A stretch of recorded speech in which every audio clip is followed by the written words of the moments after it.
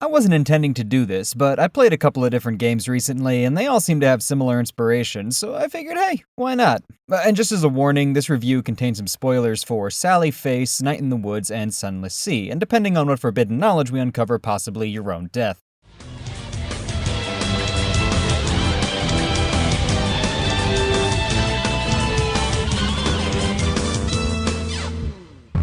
Man, it was a quest to find something to review this week. Originally, I was going to do a video talking about all the games that have been announced since January, but then I looked up the new game announcements and started seeing words like multiplayer-focused and team-based, and my eyes glaze over like two donuts in the back of a malfunctioning freezer, and I start looking at all the shiny gun barrels on screen the way a starving cartoon character looks at the only other person in the lifeboat, and I decided to move on. After that, I tooled around in the new release page on Steam for a while, before realizing there were more half-naked and jiggling anime girls on there than in the search history of the Loneliest Guide Community College, but eventually I happened across this game called Sally Face. It was cheap and looked interesting, especially since I love side-scrolling puzzle adventure games and psychological horror, so I took a look. Slight disclaimer, the Lovecraft themes in this game don't really come in until the very end, and I think it's really more Lovecraft adjacent and Stephen King inspired, but I think that still counts, so I'm gonna include it anyway. Sally Face is kind of a supernatural horror mystery kind of deal, and my first clue that things weren't quite right is that despite the cartoon graphics and low-intensity gameplay, and the fact that I was playing it on a computer that looks like it came from the future, it made my PC emit a high-pitched wail like a castrated police siren the entire time I was playing it.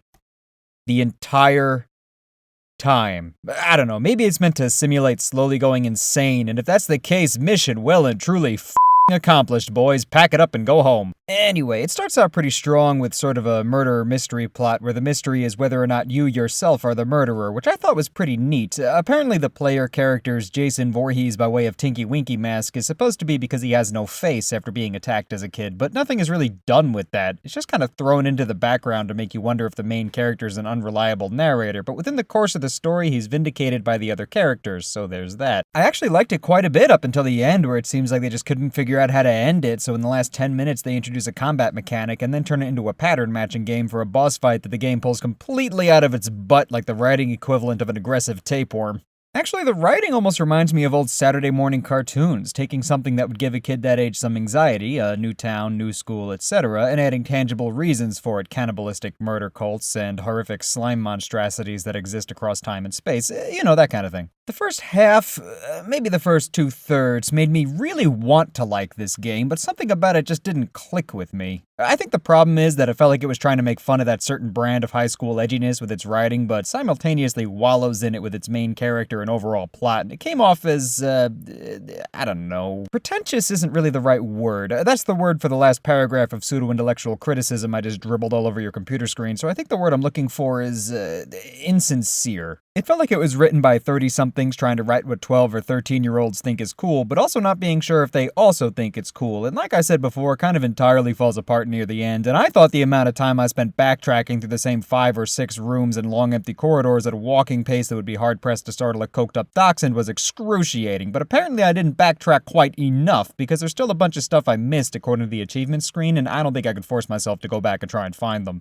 I was originally going into this review with a mind to recommend Sally Face, and in fact I still can if I hit Ctrl-Z on this script enough times, but after playing through again to gather some footage, I'm not so sure. The writing relies heavily on having things happen off-screen, and then just having a character say, oh hey, here's a thing that happened that now will affect the plot in a major way, even though finding things to affect the plot is sort of the only gameplay there is for the first 92% of the thing. The most egregious example of this is that a lot of the puzzles in the first part revolve around a handheld gaming cartridge that the main character finds in the Lost and Found that reacts to supernatural activity and is used to hunt ghosts. Neat idea, but how do they work this in? Do they have you search the Lost and Found, find it, and then have it react to a ghost in the building to show you how it works? Of course not, you idiot. They have you pick up something entirely unrelated from a totally unrelated box, and then Sally just goes, oh hey, yeah, I found this cartridge and it reacts to ghosts, and I never brought this up despite it being established that we talk about whether or not ghosts exist all the time, but it sure is cool, right? This is not interactive storytelling. This is just telling. And not even in a particularly good way. A lot of the puzzles also revolve around talk to person A, wander around a bit wondering what you're supposed to do, then talk to person A again to get them to move 6 inches to the left so you can move on. Later parts also put a huge emphasis on disturbing imagery in order to elicit a reaction rather than disturbing implications, which in my mind are way scarier. I'm not particularly squeamish, and I think if done correctly, even the most horrifying imagery can be put to good effect, but I feel like this goes a little bit too far, and some people are really gonna have a hard time with it. Personally, I think the writing and the horror are at their best early on, when the unease mostly stems from the uncertainty of death, or how frightening the idea of becoming void is, and how we aren't meant to know what there is to see beyond the confines of reality, and trying to find out is probably a bad idea. Ultimately, the strong writing in the first part just isn't really enough to save the rest of it from the clumsily handled final act and the reliance on blood, gore, and horror cliches that you can see coming a mile away. Ultimately, it ends up feeling like one of those awful video game creepypastas where Sonic bleeds from the eyes or something. That said, there were one or two minor moments that caught me off guard, but none of them actually affected the plot. They felt like they were just chucked in to have one more messed up thing happen before the chapter was over, like a chef seasoning some otherwise watery soup with an entire raw ghost pepper. So yeah, not really a recommend, but one thing in Sally Face's favor is that the supernatural horror stuff is established right at the very start, so the murder cult fits the overall narrative significantly better than it does in a game like, say, Night in the Woods.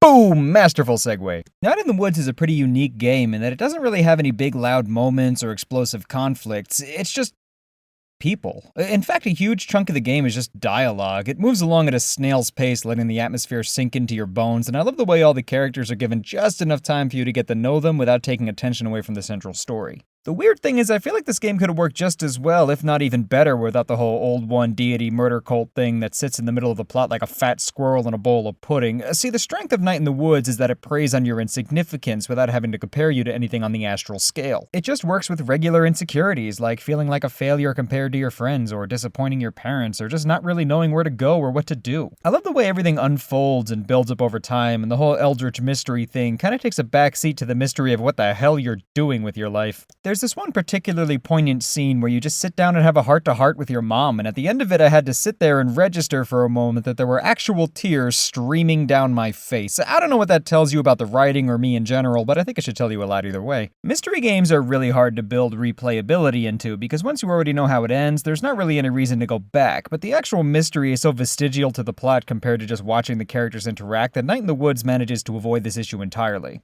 I don't know if it's for everyone, and maybe you need a certain amount of emotional baggage to get into it, like a "you must be this tall to ride" sign for clinically depressed people, because otherwise it might just come off as a bunch of people being really aggressively sad at each other for 13 hours like a high school poetry competition, but it's the way it's handled that really makes it for me. There's this real underlying sense of unease and emotional stagnation, even under the scenes where everyone is happy and having a good time, and it's all handled realistically and respectfully and with some incredible nuance. There's a part where you attend a party with all your old friends and everything is going well, and it finally starts to click that maybe you could belong here, and then you do one dumb thing and it ends up snowballing to where you just can't enjoy yourself anymore, and it bleeds into the next day just to pound the lesson home. I mean, it's not a perfect game by any stretch of the imagination. The main character can come off as a bit bratty, and although really well written with a lot of unique and well-rounded characters, a lot of the dialogue is going to age like milk in a hot car. I'm also not a huge fan of the main character having some dark, mysterious secret, because it undermines the real horror that is the normalcy of the setting, and like I said before, the whole murder cult of the Ancient One thing kind of careens into the plot last minute like it forgot it had somewhere to be that day and overslept. Still, this game gets a recommend for the writing and the visuals, even if you're not someone who struggles with the kind of issues that it addresses. Actually, especially if you don't, because you need to learn what it's like to crawl around down here in the dirt with the rest of us mortals. Speaking of down here in the dirt, the next game takes place even lower than that. A Sunless Sea is an exploration survival game set in a giant subterranean cavern a mile under the ocean where everyone, even the people, have evolved to live in the dark and travel is dangerous and difficult. The basic setup is that somehow London has been swallowed up by the earth and now exists as a port of call in this sort of underground kingdom of islands. So how long has mankind been trying to exist down here in the dark caverns that they've been able to build an infrastructure and adapt to the cold, damp, dark environment? A century? Century and a half? 30 f***ing years? That's not even a generation by 1880s standards. Alright, fine. I guess we should just be grateful that we survived the cataclysm that destroyed the surface world. The surface world is destroyed, right? Why won't you look me in the eye, Sunless Sea?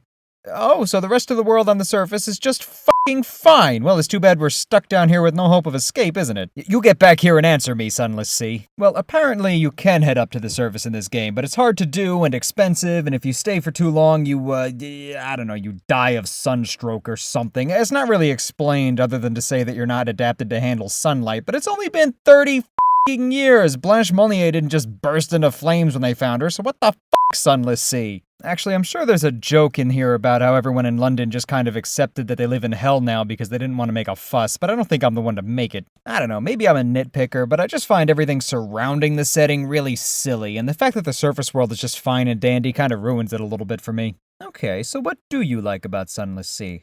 I'm glad you asked, audience stand-in. Well, your boat burns up fuel like a candle made of kerosene and old farts, and you have to either write down or just try to remember which ports even have shops to buy more, and which ones let you sell your trade goods and at what prices, and with the number of interruptions and the distance between ports and the fact that your ship moves at speeds rivaled only by a sloth with a full stomach, it can be really hard to make any progress at all in the early game.